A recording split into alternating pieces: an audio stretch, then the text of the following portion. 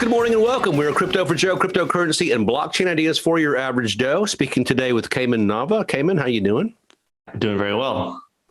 So a brother hit me the other day with this, and I want you to respond to it, and I'll just tell you what he said. He said, well, now that the merge has happened, isn't Ethereum now less democratic per se? It's more in the hands of the stakeholders as opposed to everybody? And it's a great average Joe question, all I could tell him was, hey, these guys are about security and anonymity. If there was any kind of a hit on security, then no, they would not be going in that direction. But can you speak specifically to that question? Yeah. So I guess it's like, is it more centralized? Is it less? Is it more centralized with proof of stake than it was with proof of work? Or is it less democratic? Is the threshold for participation higher now than it was? Mm-hmm. And I would say it's about where it was, maybe a little bit more democratic than it was before. So I mean I guess the criticism is that, okay, now there's these stakers, and the stakers are the stakeholders, and there's fewer stakeholders than there were before. I don't know that you can really say that. I don't know that it looks like that. So in order to participate as a validator on the network, you do need 32 Ether. Mm-hmm.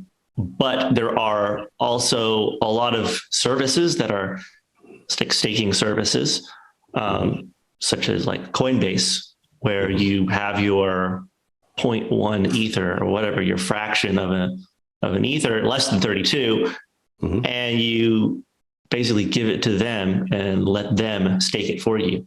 Mm-hmm. And they bundle together a bunch of people's money and stake for you. So like I mean, this mirrors a lot of like how things were in proof of work.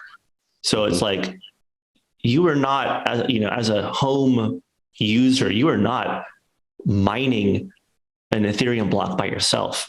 Right. You were using a mining pool, and a mining pool pools together hundreds or thousands of people's computers, mm-hmm. In order to find Ethereum blocks. And then they had a payout where they paid everybody according to the amount of work that they provided.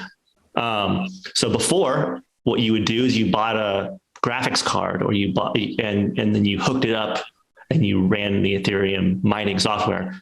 Now you run the validator software, or you give your money to Coinbase and have them do it for you.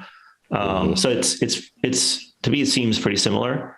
And it's hard to really say like one way or another that it's more or less democratic. Mm-hmm. Well, so the general feeling is it's about the same in terms of who can use it. Nothing has really changed. Right. And I mean, in some ways you could say maybe it could be less, or it could be a lower threshold for entry. You don't need a graphics card. Really, you just need a computer. There's a bunch of different services that do different things. Like you can have like no participation. You give Coinbase your money, they do it for you. They take whatever, 20% or whatever their fee is. Mm-hmm. Then there's things that are like somewhere in the middle, where it's like, I think there's a project called Rocket Pool. And I don't know what the threshold is. You need some amount of Ether. I think it's like 4 Ether. You don't need 32, but basically you are running a validator with 4 Ether, and you're getting a fraction of the rewards based on that. So that's kind of the next little like level up. It's like you are participating. You have to run the software, but you're not at that full level. And then you have up to the full on level where you're running a full validator. You have staked your 32 Ether. Right. So there's different levels, and yeah. That's great food for thought. And we're going to have to circle back on another show and kind of drill down for the Joes, because we're going to want to know how much interest can I make? 4 ETH, now you're talking where we, so a lot of different guys can approach it at a lower threshold and still stake. So, but we'll come back. It's very, very good food for thought. We'll hit that the next time. So thanks again. Really appreciate you. And we'll circle back and see you next time. All right. Thanks for having me.